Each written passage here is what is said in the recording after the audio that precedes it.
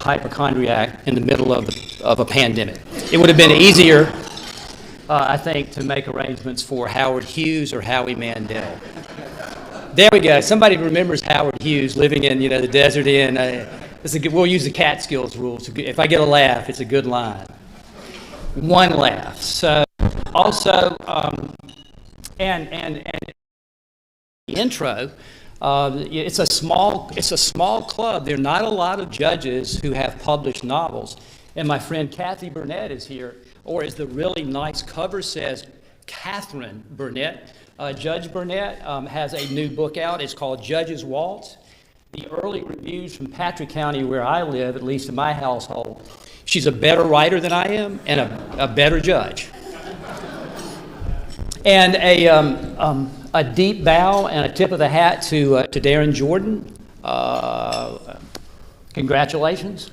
I'm reminded that several years ago I was in Oxford, Mississippi on book tour, and my friend Richard Howarth, who owns the powerhouse independent bookstore Square Books, introduced me to a lawyer who was bar president. And I don't recall if he was the bar president of the state of Mississippi or an adjacent state. I'm not sure. I don't recall. And I was duly impressed.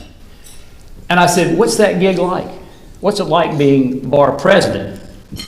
And he said, "Imagine being elected as boss of an organized crime syndicate, minus the flashy tracksuits, minus the gaudy gold jewelry, minus the good meals, minus the great pay, and at least once a week you really do want to strangle someone. So you've got to look forward to it."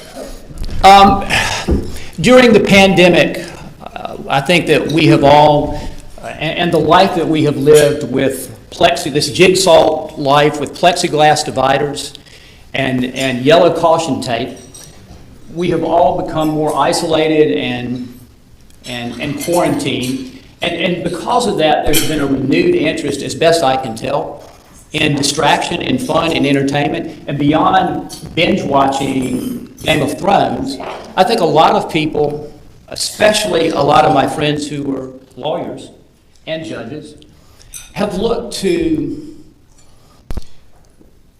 take up a hobby, a distraction, some avocation, and a lot of folks have started writing, a lot of folks have started photography, people have started gardening, art, photography. There are all kinds of things that people are now looking for a distraction. When Darren and I talked briefly on the phone, he suggested that perhaps it would be interesting if I talked about sort of the dual careers that I have as a circuit court judge, or I used to have, as a circuit court judge and a full-time writer, and the history behind that. And my history begins well before the pandemic and the COVID scare. It begins in 1982 in Charlottesville, and I was going to law school there. And I knew even then that I wanted to be a writer.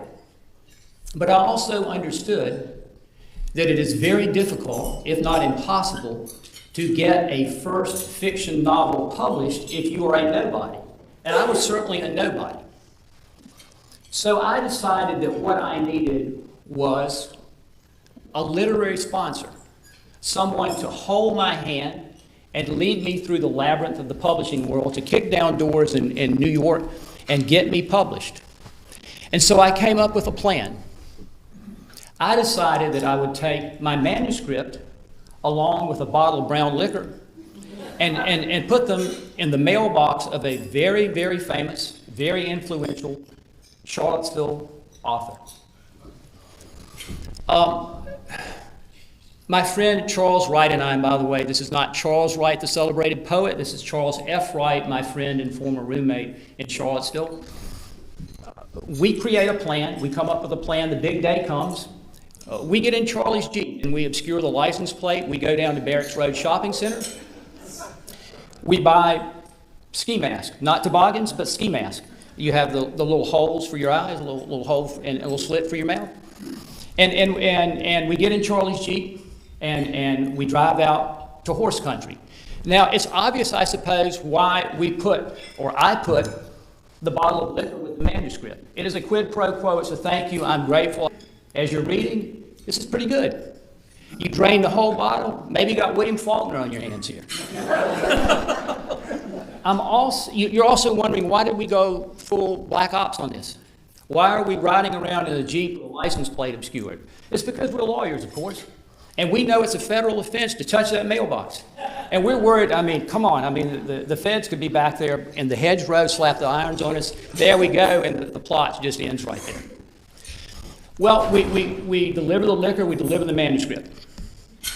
And I then go home, and each day, I watch the postal truck come and go. After about 3 weeks, the postal truck pulls up, the postman gets out. He is carrying the bulky yellow envelope that I know has my manuscript in it. I run outside, tear it from his hands, run inside, rip it open, and inside is a letter. That letter is a work of art. And 4 decades later, I still have that letter. And sometimes people don't believe this story. They think this is a prop, and your new president can look at this and see that's legit. It is a real handwritten letter. It is dated 4 December 1982. It begins, "Dear Mr. Clark." On page 55A, you make reference to a floral arrangement with a telephone. This is already used in the book Wise Blood and the movie by the same name. So much of my efforts for cutting-edge originality. It goes on to say, "Your book is cynical and clever. As to getting it published, I don't know much about that. That is what agents are for. This is not the person who is going to hold my hand and lead me through the labyrinth that is the literary world." The final paragraph is one of the best ever set to paper.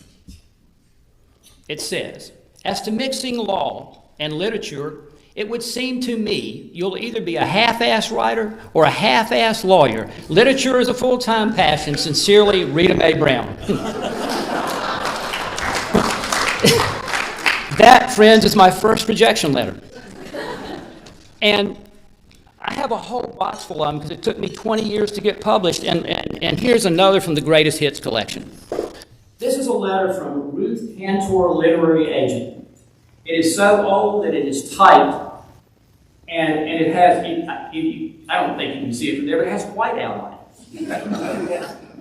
This is dated January 24, 1983. It begins, "Dear Martin Clark, you seem to have proved that you can write wittily and amusingly about just anything and everything that enters your head. What you have not, and that is underscored, what you have not proved is that you can write a novel. I read 5 pages and wondered if you'd ever been scared by performing Fleet, read 10 more and developed a severe case of vertigo, spot checked through the balance of the manuscript and could discover no improvement. So I have no choice but to pass on this." Really, after that run-up, I thought you were going to represent me. Come on. People just won't put up with this sort of writing anymore, and editors know it. I don't want you to get the impression that I'm petty or bitter, that because I have rejection letters that are 4 decades old that I carry around with me in encased in plastic, that I'm pained by any of this, that I'm small about it. So, don't think that at all. So, finally in 1999, the legendary editor Gary Fiskajohn bought my first book, The Many Aspects of Mobile Home Living.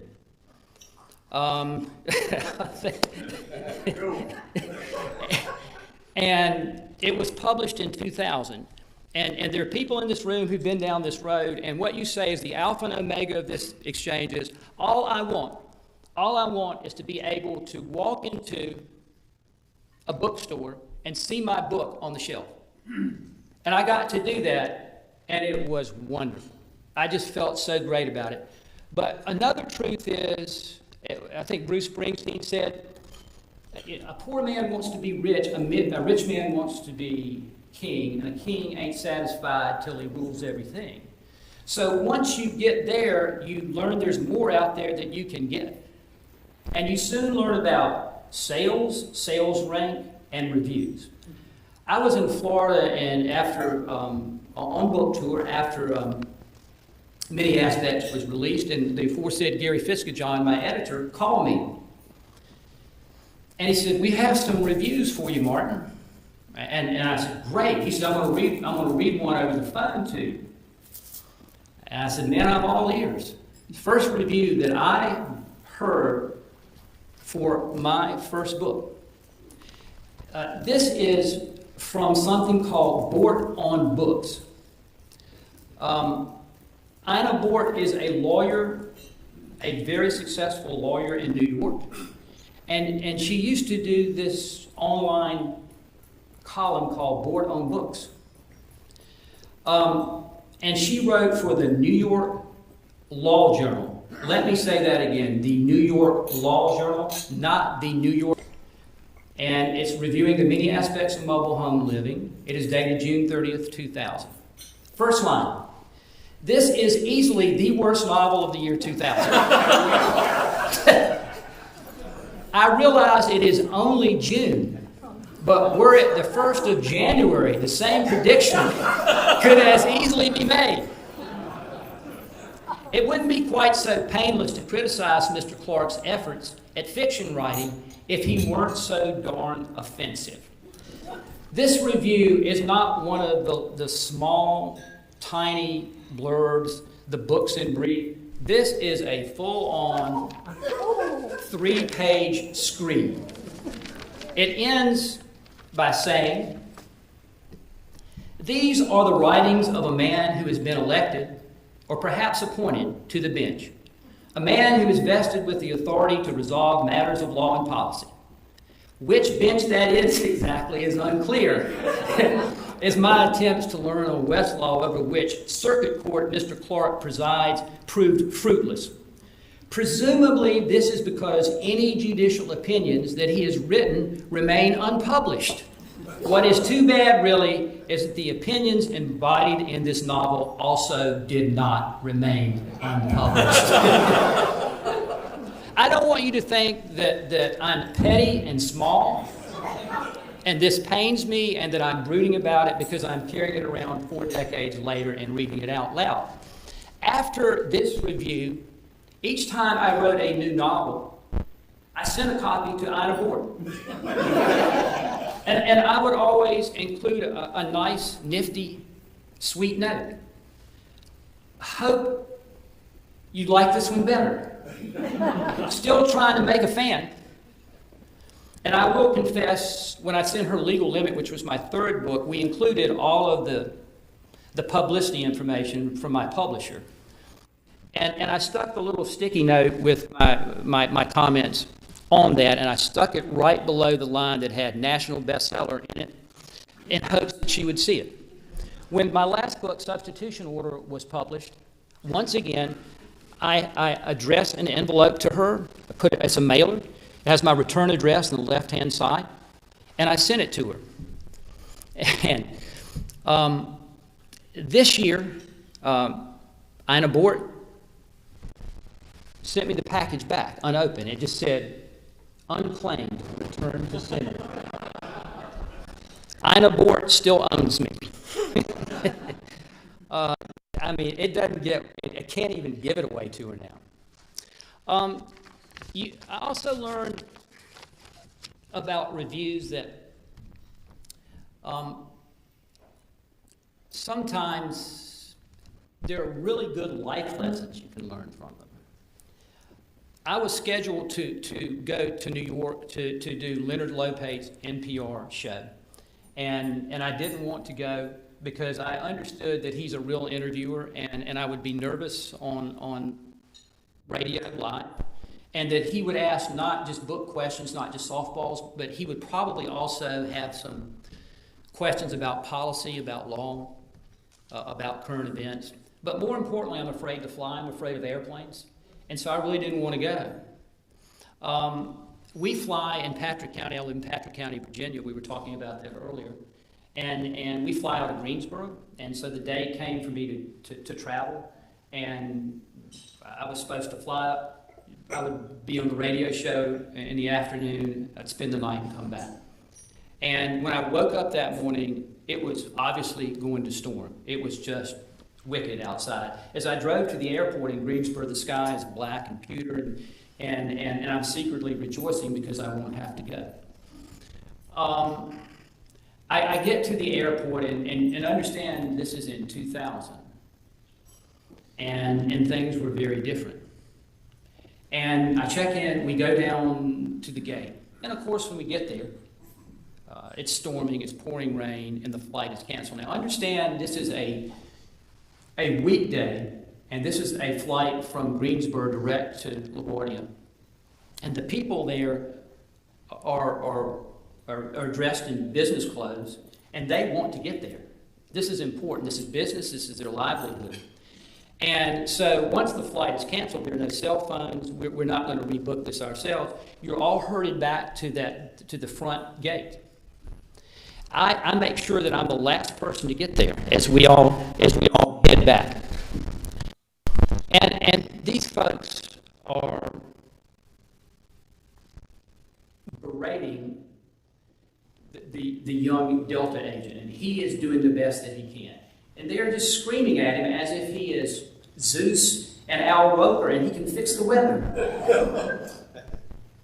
They're demanding they get to Manhattan, and he's just saying, I'm sorry. And I'm sure, and he's been to Delta school because they trained him. And what they tell you is put the asbestos gloves on this. Make certain that you distract the customer, talk to him or her, make certain that you sort of diffuse the situation. And that wasn't working. He gets to me, I'm the last person there. And as you're wont to do in that situation, or at least I am, as I'm speaking, I'm sort of leaning with my book, The Many Aspects of Mobile Home Living. And following that training and that protocol, he looks at me and he says, "Oh, sir, I see you're reading a book, the Many Aspects of Mobile Home Living." And I said, yeah, I am. He said, "Man, I just didn't get that. Didn't like it at all." And I kind of looked at him. I said, "Oh, no, it's my book." And he said, "Well, I just borrowed it from a friend. At least I didn't have to pay for it." I said, "No, sir. I mean in the sense that it's my book that I wrote it." And I opened it up and flap, and you can see my picture. And I said, "There I am. It's my book. I'm the author." And bless his heart, he didn't blush. He just blanched. He just was just stricken. And he said, "Just wait a minute, please." And he walked down from the Delta counter to the U.S. Air counter. And an hour and 15 minutes later, I was sitting on a U.S. Air flight in first class, drinking a beer to take the edge off for the interview that I had to do, and headed to New York. And the moral of that story is that even bad reviews, if they're in the right place, can get you where you need to go.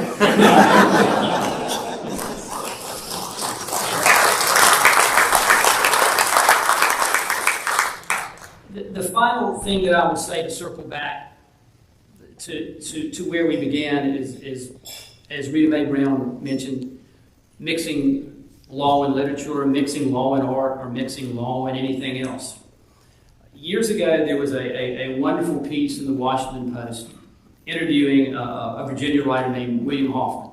No one in this room probably is. Well, somebody's nodding. Yeah, I've heard of Hoffman. He's a wonderful writer. My favorite writer is Larry Brown, the late Larry Brown. But Hoffman's in my top 5. Hoffman had very little commercial success. And the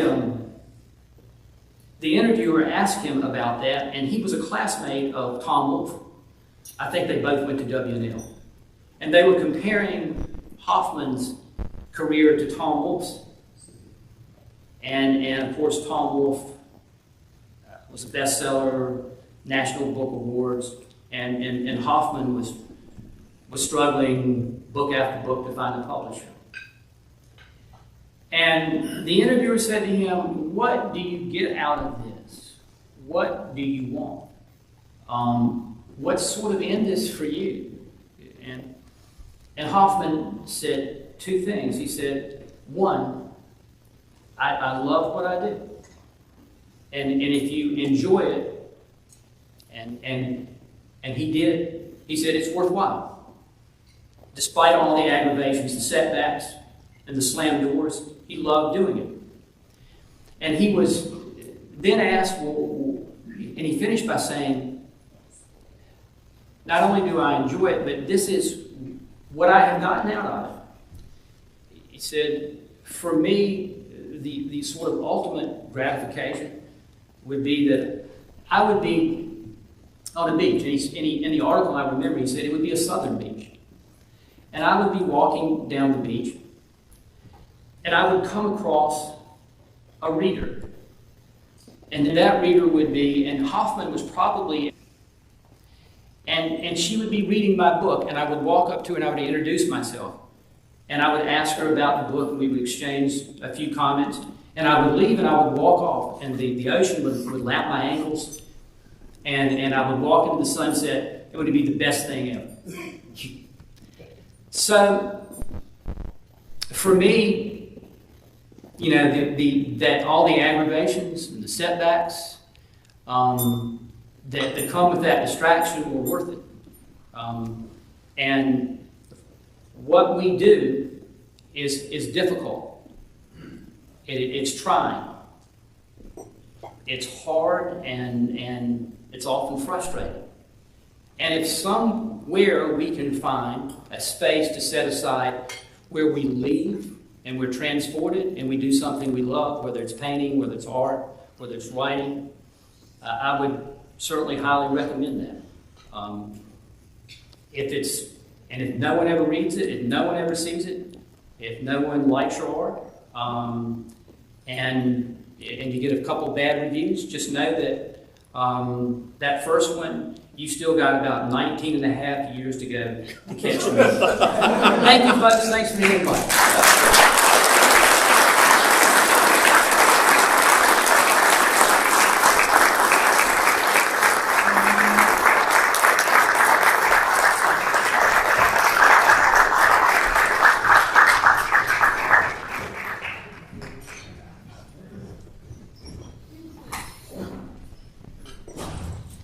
Thank you so much, Judge Clark. This is a room full of readers, and I predict you'll have a lot of new fans. And everybody leave your review on Goodreads. At this point, I'd like to ask Chief Justice Newby to come up and administer our oaths of office.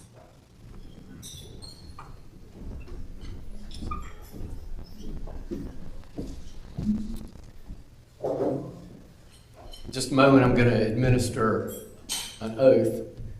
Whenever I have the privilege of doing that, I always ask, why do we do an oath? We've been doing them since 1776, and the reason is it adds solemnity to the occasion, and it's a reminder that before all the people and before God, that individuals set aside their own personal advantages and say, I'm going to do what is right and just and fair for the office, for the organization.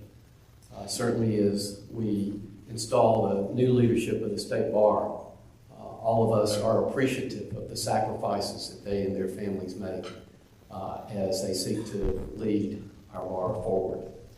That being said, I'm going to ask Todd Brown and his oldest son to come up for the installation as the new Vice President.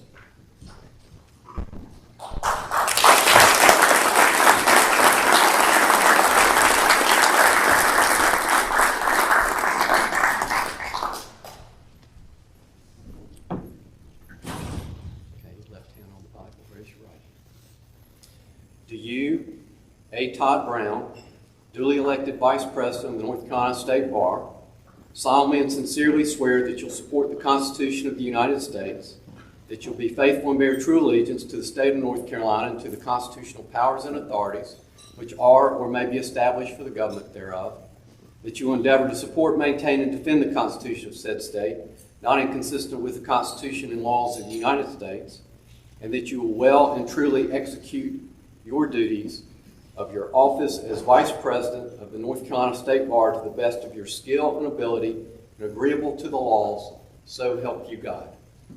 I do and I will. Congratulations.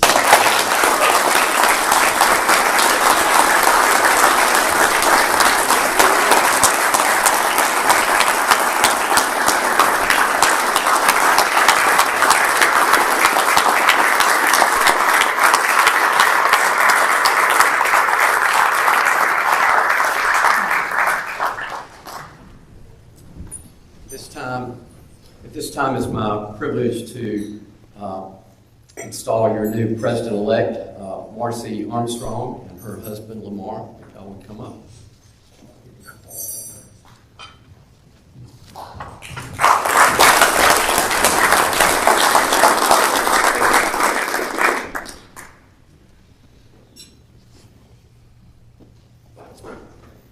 Do you, Marcy H. Armstrong, duly elected President-elect of the North Carolina State Bar, solemnly and sincerely swear that you'll support the Constitution of the United States, that you will be faithful and bear true allegiance to the state of North Carolina and to the constitutional powers and authorities which are or may be established for the government thereof, that you will endeavor to support, maintain, and defend the Constitution of said state, not inconsistent with the Constitution and laws of the United States, and that you will well and truly execute the duties of your office as President-elect of the North Carolina State Bar to the best of your skill and ability and agreeable to the laws, so help you God. Do, and I will. Congratulations.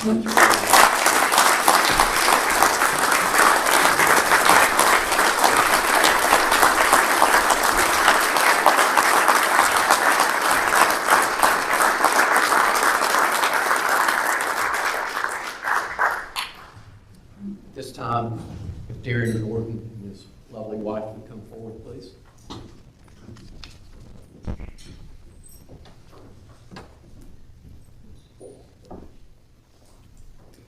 Do you, Darren Dupree Jordan, duly elected President of the North Carolina State Bar, solemnly and sincerely swear that you'll support the Constitution of the United States, that you will be faithful and bear true allegiance to the state of North Carolina and to the constitutional powers and authorities which are or may be established for the government thereof, and that you'll endeavor to support, maintain, and defend the Constitution of said state, not inconsistent with the Constitution and laws of the United States, and that you will well and truly execute the duties of your office as President of the North Carolina State Bar to the best of your skill and ability and agreeable to the laws, so help you God.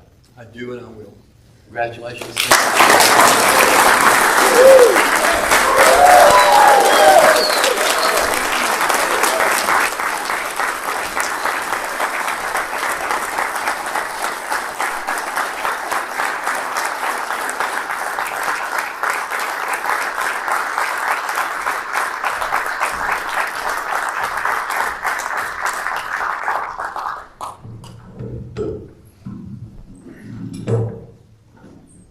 Thank you.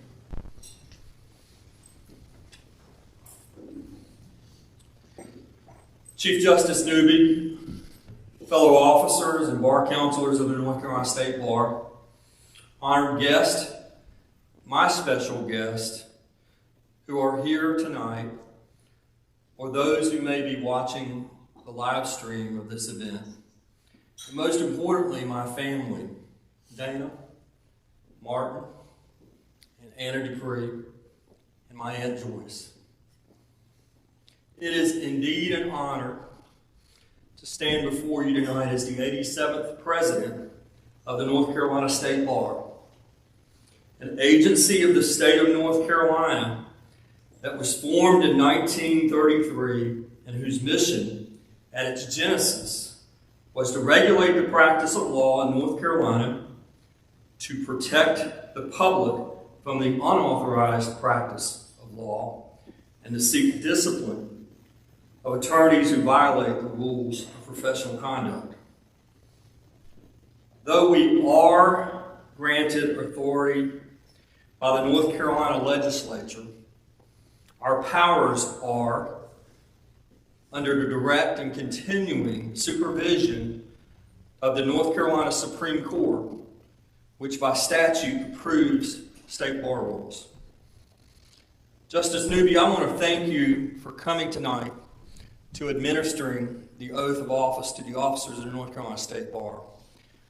I believe I'm correct in pointing out that this is the first time you've sworn in a state bar president, and I'm deeply honored.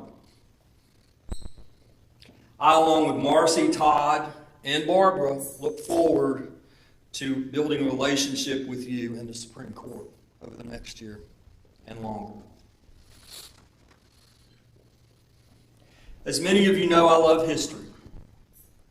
I love reading and learning about the history of our great country, the good and the bad.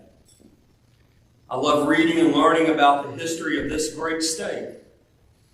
I especially love considering the historical significance of events as they occur. Please excuse me as I look at the historical significance that I've identified in my becoming president of this organization, the importance of which may only be realized by individuals who have reason to consider this event historically significant. Tonight, I become the first graduate of Catawba College to become the president of the North Carolina State Bar. The significance of this cannot be viewed in a vacuum. It is important when you consider the number of Catawba College graduates who have become attorneys in North Carolina, and then especially in Rowan County. Given the fact that Catawba College had a student population of under 1,000 students, the number of graduates who have become attorneys per capita to the student population probably rivals most of the large universities here in North Carolina. Tonight, I become the second Campbell lawyer. Let's hear it. If you're a Campbell lawyer, stand up.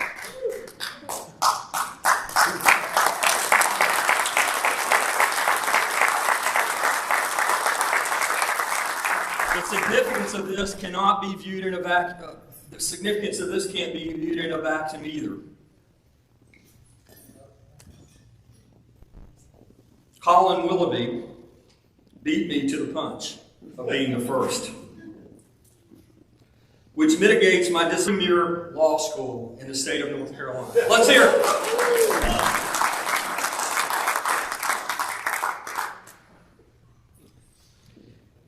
Colin, it only took us 40 years, but we're here. I hope our alma mater will continue the trend, as I'm sure you are, as well as I, and many of the other counselors here tonight, are proud to be Campbell lawyers. And tonight I become the first Rowan County attorney to have the privilege and honor to be president of the North Carolina State Bar. It's been humbling to hear from family, friends, and local attorneys in and around Rowan County who mentioned this fact when they've called or texted or emailed me to congratulate me. It is indeed a significant event in Rowan County, and I'm honored to be president of the State Bar.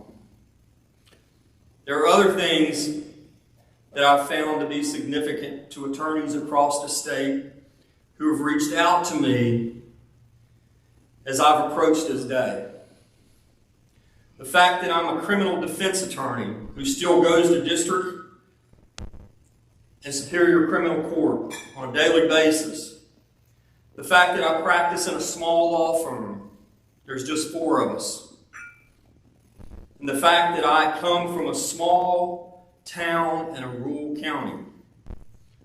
These are all significant and important facts to many attorneys who are being regulated by this organization.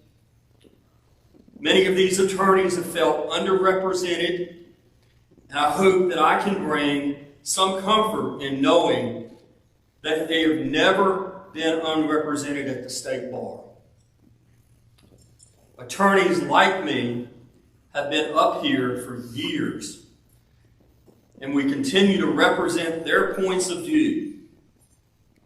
There is now just a spotlight on what one of them can do.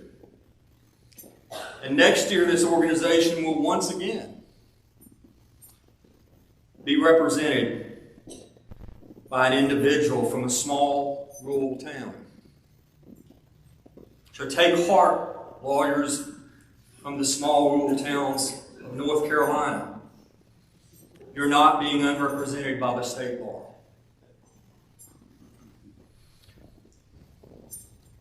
I was born in Newport News, Virginia. My pop, as I referred to him, Carly Curtis Jordan, was my hero. He was the 10th child of 11 children.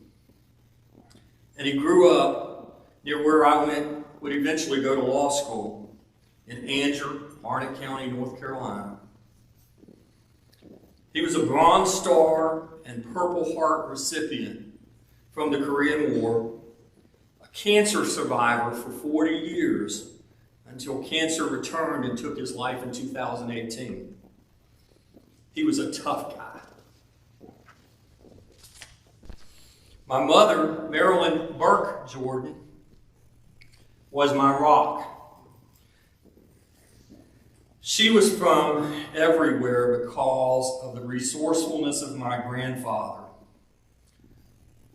who moved around to support his wife and 10 children. She was the second of 10 children.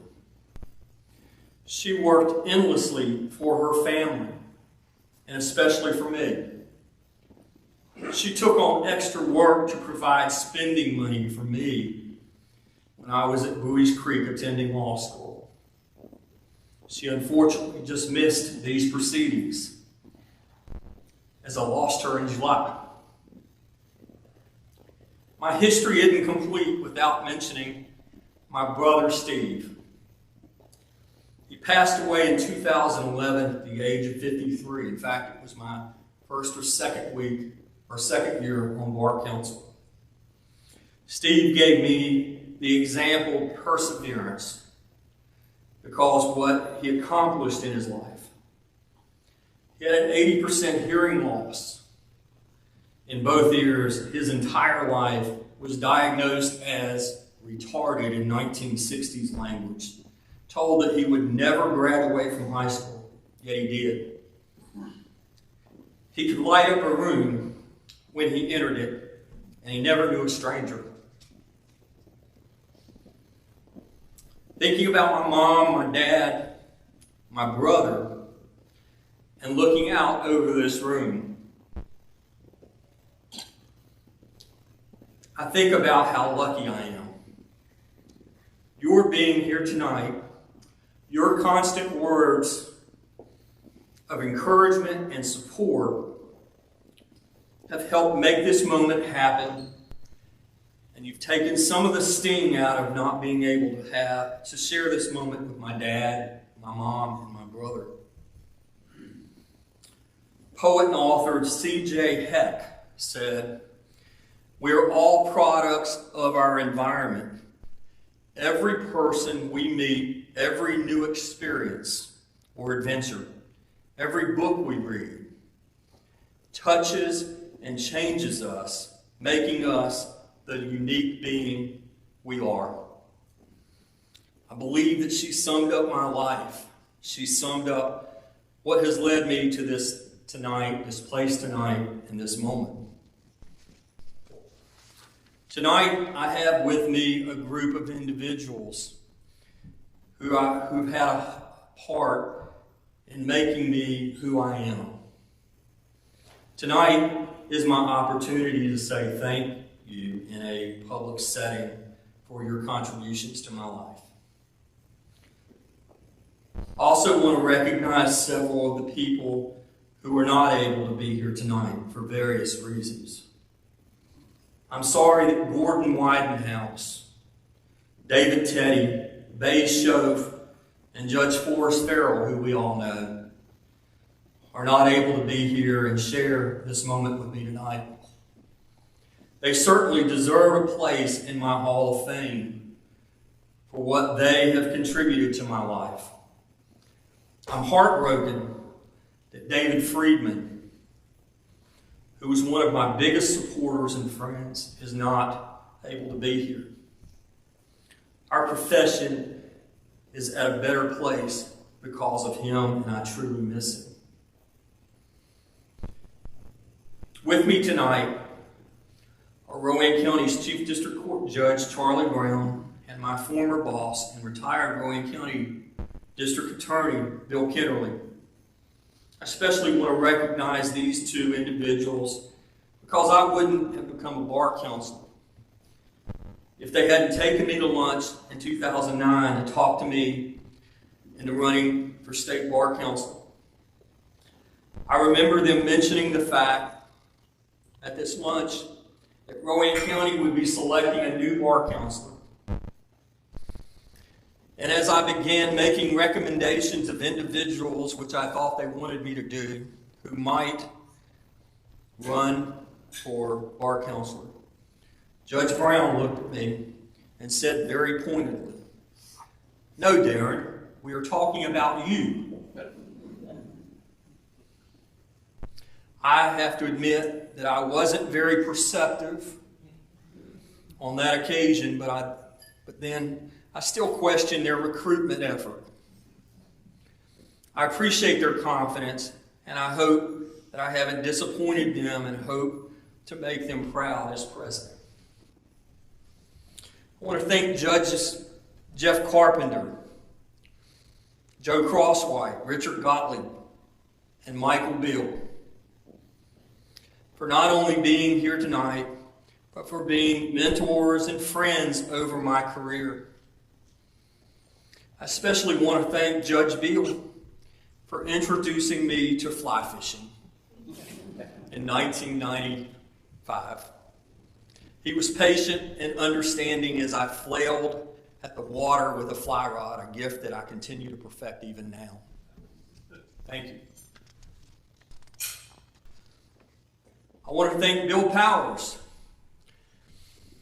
Jay Van Amoy, Rick Locklear, fellow criminal defense lawyers. I want to thank fellow bar counselors Jay White, Evan Rawls, David Allen, yes, even David Allen, and Jerry Collins, who couldn't be here tonight with us. Thank you for your friendship and advice on important issues that have arisen in my life, both professionally and personally. I especially want to mention the importance of my friendship with Rick Locklear. When I was able to play golf, I often said that 18 holes of golf with Rick Locklear was like having a year's worth of counseling as we discussed family, business, and life. And we had a lot of laughs. Thanks, Rick. I also want to thank Tom Lunsford and Mary Pollard. As you know, Tom is our former retired, point that out, retired, executive director. And Mary is the current executive director of the North Carolina Indigent Defense Services. Both have been supportive while I navigated leadership roles for both the State Bar and the Indigent Defense Services Commission. I will be leaving the Indigent Services Commission as both chair and a commissioner at the end of the month.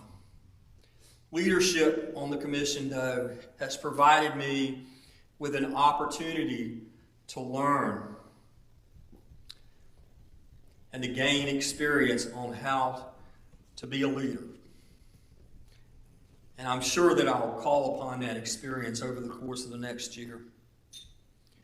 Marcy, Todd, and I are the beneficiaries of great leadership that the State Bar has had over the last 12 years. Bonnie Wire, president during my first year as bar counselor. Tony DeSanti, Jim Fox,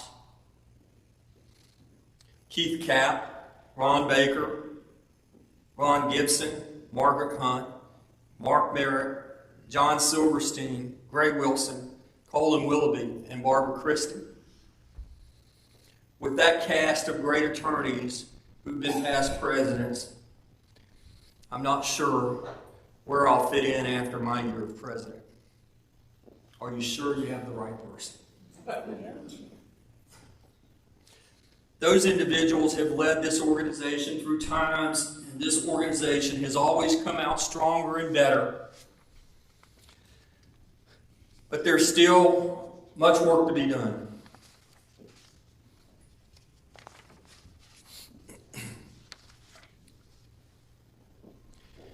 There are still issues to be addressed. There are still decisions to be made. I'm grateful that we have the advising council of past presidents.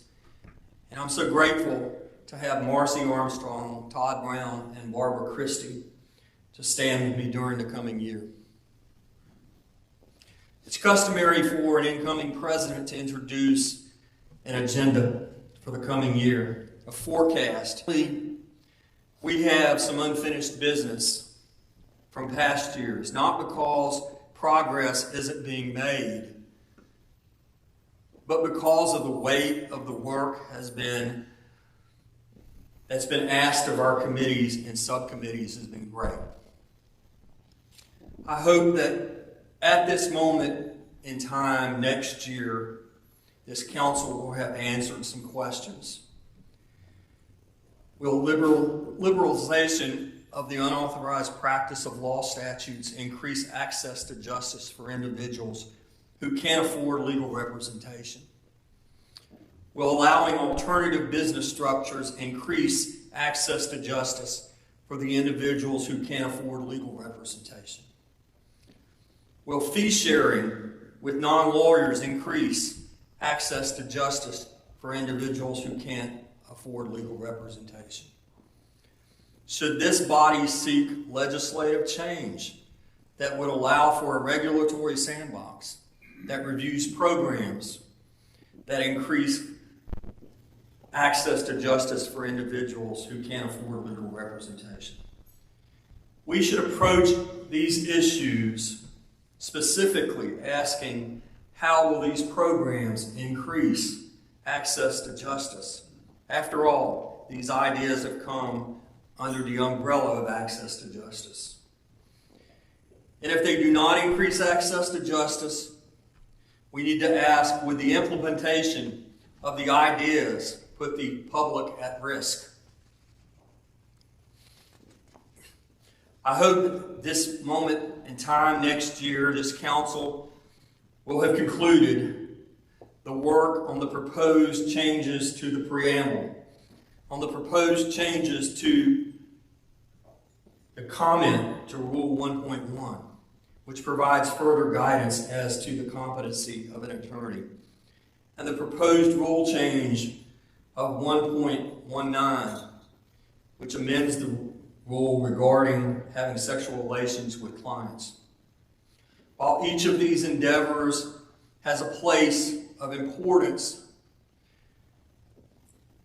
in the work of the state bar, I believe that we should be careful not to deviate too far from our mandate of protecting the public.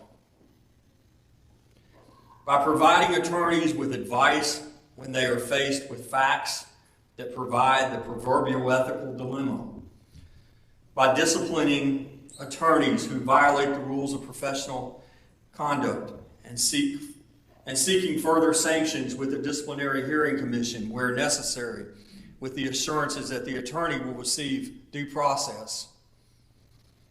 Those are the things that the state bar needs to take care of. Bar counselors are amazing individuals who are selected by their judicial districts to be the voice of the state bar council.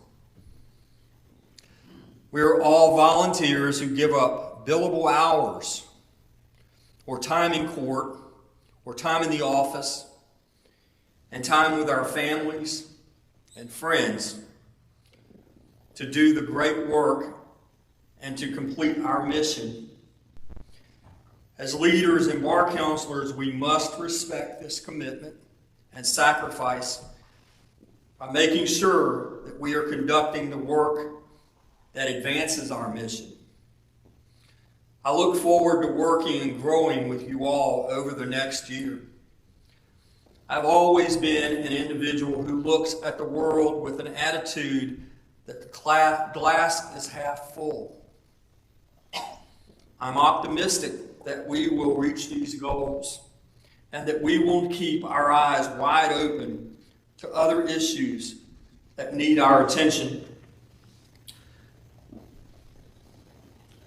To the counselors of the North Carolina State Bar, I encourage you to listen, reflect, and be thoughtful in our work, and make sure that everyone has a voice.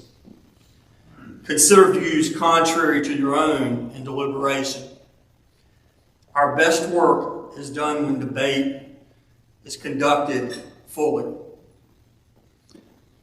To the lawyers of North Carolina, I would encourage you to take care of one another. While we can be zealous advocates inside the courtroom, we can do so professionally. And when we leave court, remember that we all face similar pressures and stresses. A kind word or gesture can be a game changer for individuals who are having a hard time. Remember that we have one of the greatest gifts in North Carolina with the Lawyers Assistance Program that's ready, willing, and able to support and assist with lawyers who are struggling. We have an outstanding resource when professionalism is at issue. Contact Mel Wright at the Chief Justice's Commission on Professionalism. We have a lot of resources and tools. I began by thanking special guests that I've invited to share in this solemn and important night in my life. Please give me just a few more minutes as I conclude. I want to thank the staff of our law firm, Whitley, Jordan, Inge, and Rary. Wendy, Tracy, Donna, Tammy, Emily, Vanessa, Fred, Sam, and our computer guru, Steve. You really make the attorneys in our firm so much more than we are in reality. I love you each and appreciate the loyalty that you show us each day. I want to thank my law partners, Cecil, Rob, and Marlo, for recognizing the importance of the work of the State Bar. It keeps me away from the office, physically and mentally. I would not be able to do this without you. I love you guys. And I appreciate you. I want to especially mention our senior partner, Cecil. You've made me a better man and a lawyer. I will never forget what your wife said about you one time in describing your work ethic. She said, some people just talk about doing something. Cecil Whitley has always been a doer, and he's had a tremendous influence on me.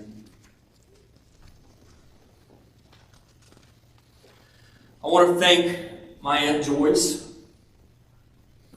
my mother's sister, who's been an inspiration and an example to me my entire life.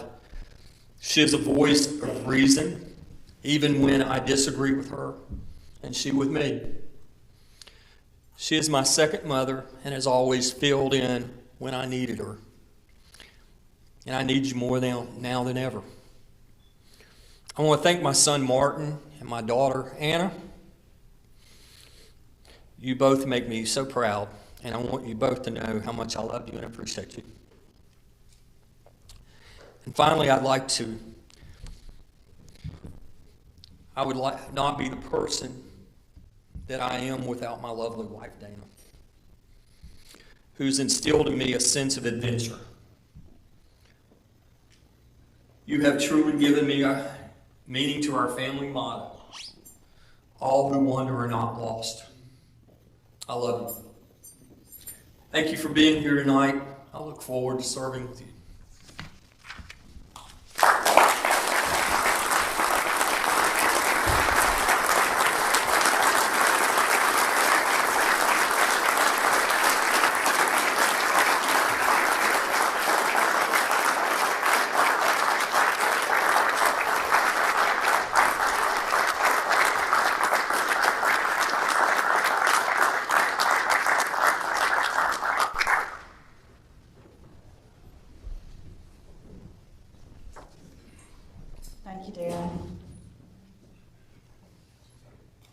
Have you ever asked yourself how the days can be so long and yet the years fly by?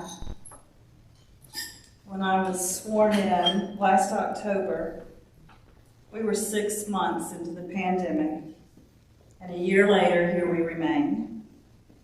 I believe most of us have given up on trying to predict when things will return to normal, or what normal means.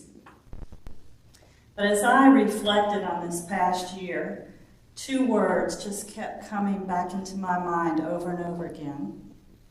Strong enough.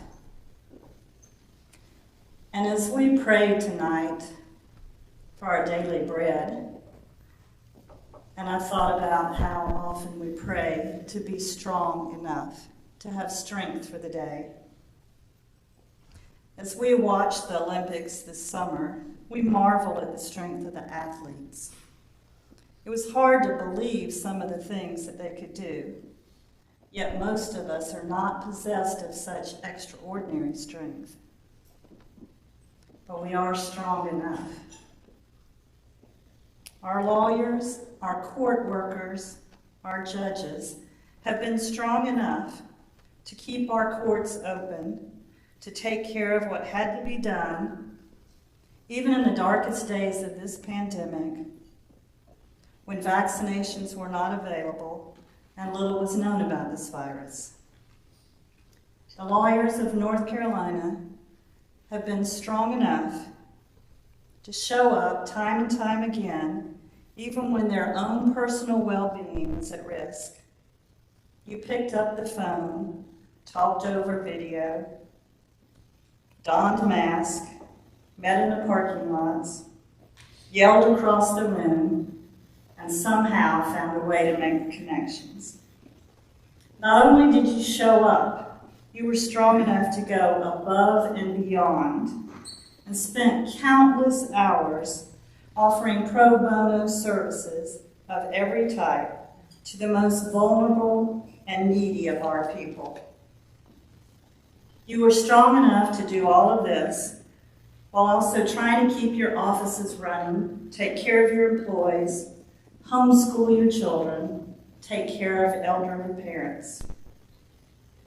We at the State Bar have been strong enough to continue to do the work, the hard work of constantly trying to improve our profession and to be the best lawyers and people we can be, even when that means examining some hard truths and having difficult discussions about ourselves and our legal system. We recognize that part of what makes us strong enough is respecting each other and embracing our differences. Your future leaders, sworn in tonight, are absolutely dedicated to our profession, determined and hardworking. They are strong enough. It's been my privilege and honor to serve with them and to serve each of you. Thank you for a wonderful year. Go in peace. Enjoy the rest of your evening.